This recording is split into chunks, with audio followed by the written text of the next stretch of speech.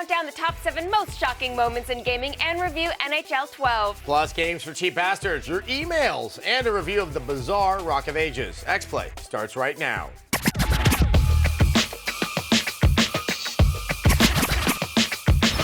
Hello and welcome to X-Play, the show that is drunk with power. I'm Morgan Webb. And I'm Adam Sussler, and sometimes we're just plain old drunk. Coming up on today's show, we're going to review NHL 12 and tell you if the game measures up to last year's stellar release. Then Casey Schreiner takes you inside ArenaNet for a look at all the eye candy that you'll come across in Guild Wars 2. Plus, we'll help you stay sane in this apocalyptic economy and dish out some games for cheap bastards. And later, we'll review Rock of Ages. This new downloadable game from the creators of Xenoclash looks like Monty Python had a baby with Super Monkey Ball. But first, it's time to unmask the 7 most shocking moments in gaming. Why 7? Because 6 wasn't shocking enough. Shocking! Fair enough. Here's the twists and turns that blew the collective minds of gamers worldwide.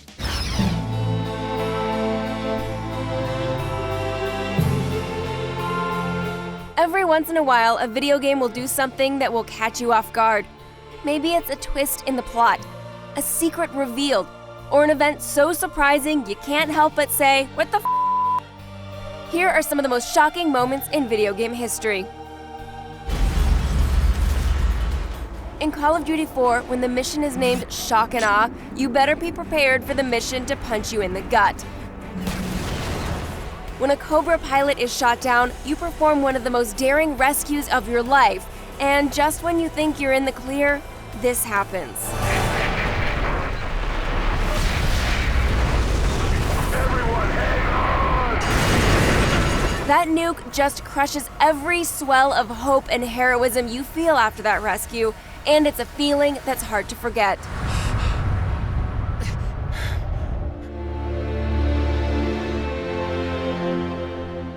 Now, if you heard the hearts of millions of Final Fantasy fans ache simultaneously in 1997, it's all because of this event right here.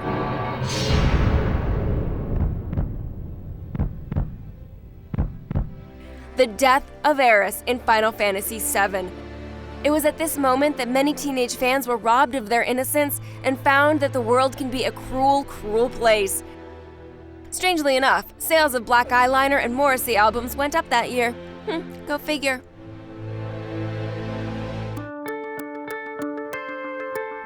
The next shocking moment you'll find in Gears of War 2. Dom has been searching for his wife for some time now. Could be where they're keeping her. He gets his chance when he and Marcus infiltrate a prison near the Locust Highway. When he finally finds his wife in a pod, everything seems fine until you realize, well, nothing is fine. Nothing is fine at all. No. In fact, the cherry on this depression sundae starts right about here. When Tom euthanizes his wife. If you're not already sucking on a Prozac pill, now would be a good time to start. And there you have some of the most shocking moments in games. They're gut-wrenching, they're surprising, and most of all, they're completely unforgettable. That's actually how a lot of my relationships ended too. It's pretty weird. Stick around, our countdown will continue later on in the show. Now, NHL 11 was loved by all and given a prestigious 5 out of 5 by us. Obviously, a great hockey game. So EA had plenty to live up to when constructing the 2012 version. Now, there's been some tweaks to the formula, some good, some bad. Find out if it works in our review.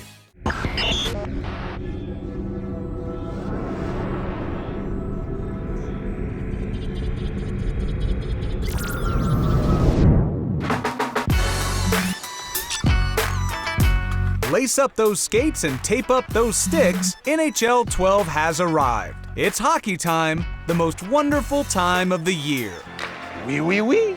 I love the hockey. Canadian guy, what are you doing here? The hockey. Sorry to tell you, garçon, but X-Play's moved on from your brand of dated stereotypes. It's a new world. X-Play fans, meet Canadian girl. Oui, I love the hockey.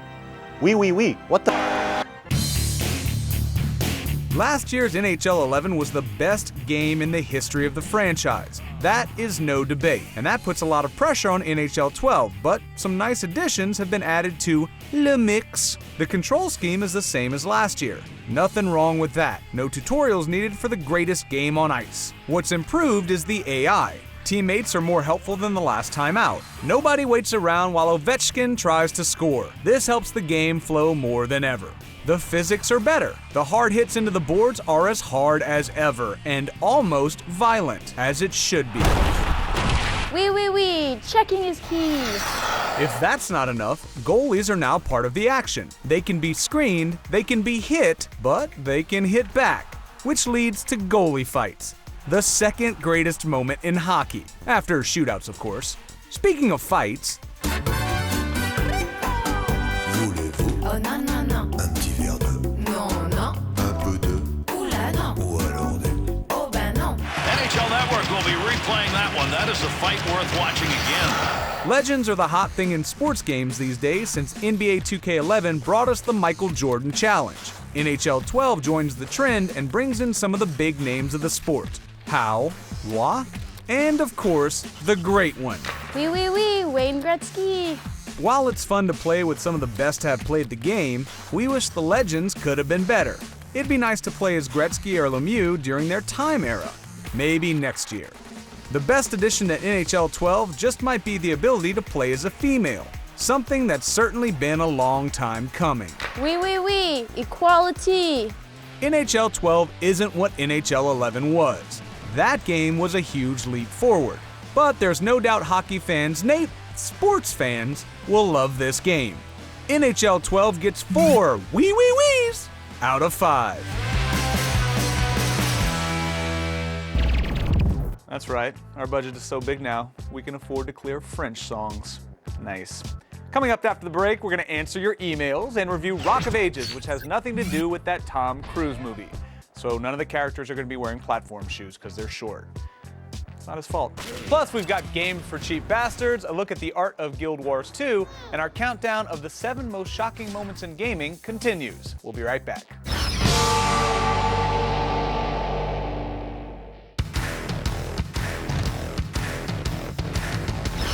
Welcome back to the show. Guess what? The staff doesn't have health insurance, which is bad because executive producer Wade Beckett has scurvy.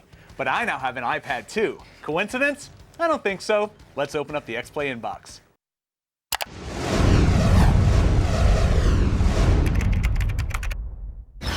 First up is Kenneth. Thank you for having a normal name.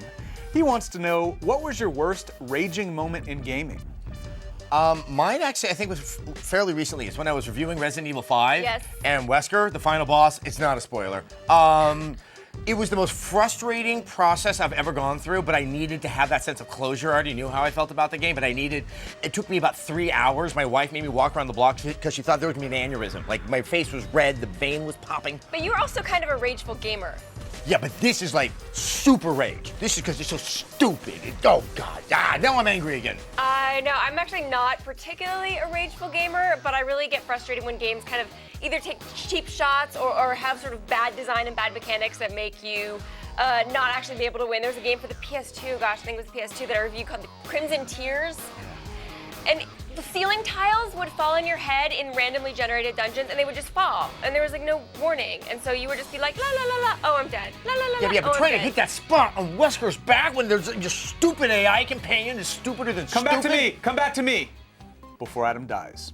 A Factory XOXO, ooh, I bet you make a sexy product, writes, do you think we've come to a point where we're satisfied with the level of AI in enemies and friendly units? If not, where could it improve? I think there's definitely still room for improvement. Yeah. I mean, obviously it's better in some games than other games. Oh yeah. I mean, okay. So when you're playing Deus Ex: Human Revolution, one thing I would love to see in games is that when guards discover dead bodies, could they react with concern rather than curiosity? It would be novel.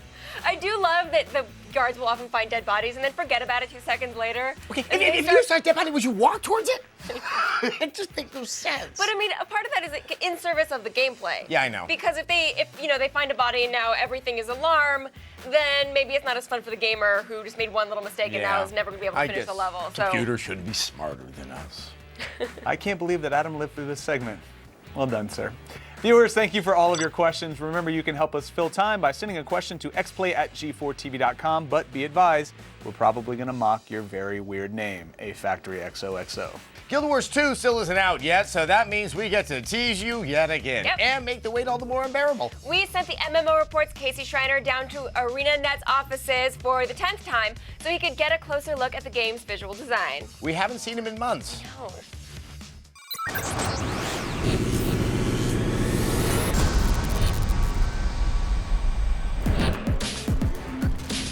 Guild Wars 2 isn't your typical fantasy MMO, not just because it has flamethrowers, but because much of the groundwork for the sequel was laid by the conceptual art team. Yeah, our whole philosophy is based on that. Doing great art at the very beginning can just give you that much of a step up. You set the bar high at the very beginning. We are very blessed to have like a great and talented art team across the board. We are very lucky to have like such talented people working with us so that our concepts can be brought into the game world. The game world of Guild Wars 2 has undergone 250 years of changes since fans last set foot on Tyria. Dragons, guns, and a new game engine have completely reshaped the artwork.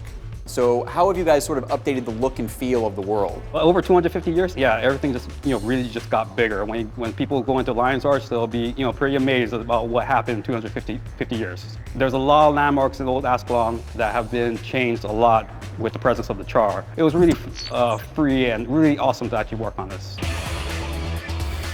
The art team also got to work on creating a new race for Guild Wars 2, the Sylvari. Creating a new race is actually it's one of the more stressful things that can go on, especially in concept. You want people to play this character. And so designing something that can like grab a demographic or grab like a gender, yeah, there's a lot of consideration. Definitely a little bit more on the stressful side.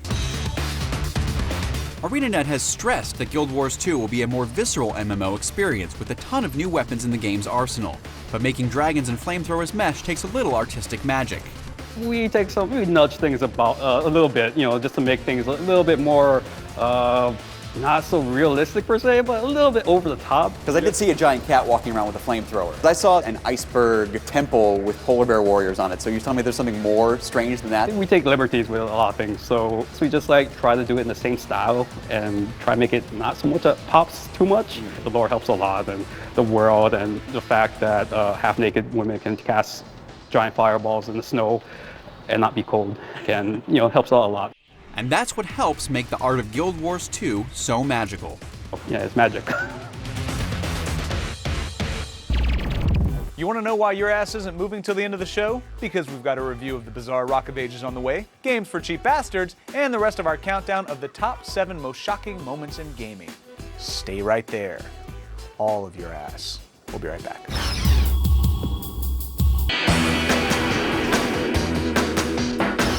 Make Facebook less sucky and inject it with a dose of XPlay. Just go to facebook.com/XPlay and click like. Right now, unemployment is as high as that current celebrity that's always on drugs. So you've got to be frugal and not blow the rent on bad video games. In fact, you only need $10, you cheap bastards.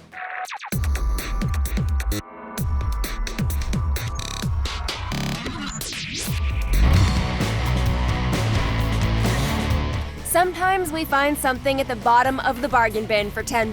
But how about 4 really good titles for $10 total?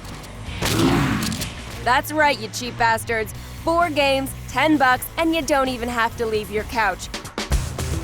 Blocks That Matter combines platforming with Tetris. You'll drill, baby, drill through a variety of blocks, store them, and then create sets of 4 to make your way around the board, past slimes, or solve more puzzles that'll make your little head explode. What happens when you combine DDR with RPG? Not enough letters to spell anything in Scrabble, and probably one of the most intriguing games to hit the Xbox indie scene. Sequence pits your nimble fingers against a tower filled with monsters and interesting characters. Your pantaloons and frock are shoddy and poorly made. Oh. Use the controller or break out your pads or plastic guitar to cast spells and dish out the pain 1 arrow at a time. Tick Part 1 brings you a gorgeous world of robots and mole men as you search for answers and acorns. Though short, Tick has one big thing going for it, a world you want to explore. When Hell's hard drive runs out of room, dead pixels will walk the earth. In this 8-bit homage to the Romero of old, Dead Pixel sends you on your way to salvation one zombie-filled street at a time. Bullets don't come cheap, so you'll need to loot every house you find, sell off everything you have, and make every shot count as though it were your last. Rock of Ages is a bizarre downloadable game from the makers of the equally bizarre Xenoclash. The game is a mix of Super Monkey Ball, Tower Defense, and Monty Python. I'm sure your brain is having a hard time trying to formulate what that would look like. Don't bother. Don't hurt your brain. Just watch our review.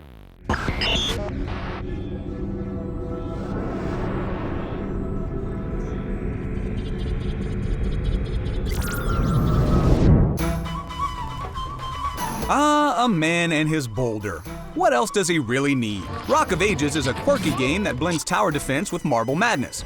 A kooky combination, I know, but one that surprisingly works. You play as Sisyphus, a man who is doomed by Hades to push a boulder up a mountain for eternity. He grows tired of this punishment and decides to fight back with what else? His giant boulder. As Sisyphus, you will strategically place catapults, towers, and even cows on Hades' downhill course to protect yourself from your enemy's own giant boulders. Following me? At the same time, your boulder begins rolling down its own dangerous course, trying to avoid the enemy's line of defense. The goal? To destroy the colossal door at the end of the course, which houses important historical figures such as King Leonidas and Charlemagne. Because of the non-linear levels, you pretty much have to guess which path your enemy will take and hope that your defenses do the trick. We also noticed that the enemy AI is average at best, so you really don't have to lean on your defenses to win. Just be sure that you reach your enemy's door before they reach yours, and you will squash the competition. You shall not pass! Where Rock of Ages truly flourishes is, well, just simply rolling down the mountain and destroying everything in your path. Even better are the multiplayer modes where you can battle online or split screen. Rock of Ages was made with a tongue-in-cheek mentality. If this were a full-price game, then we may have a different perspective, but because it's a downloadable title and cheap, it has our support. Rock of Ages gets 4 blazing boulders out of 5. After the break, we'll finish our shocking countdown of the 7 most shocking moments in gaming. You will be shocked right after this. Shock.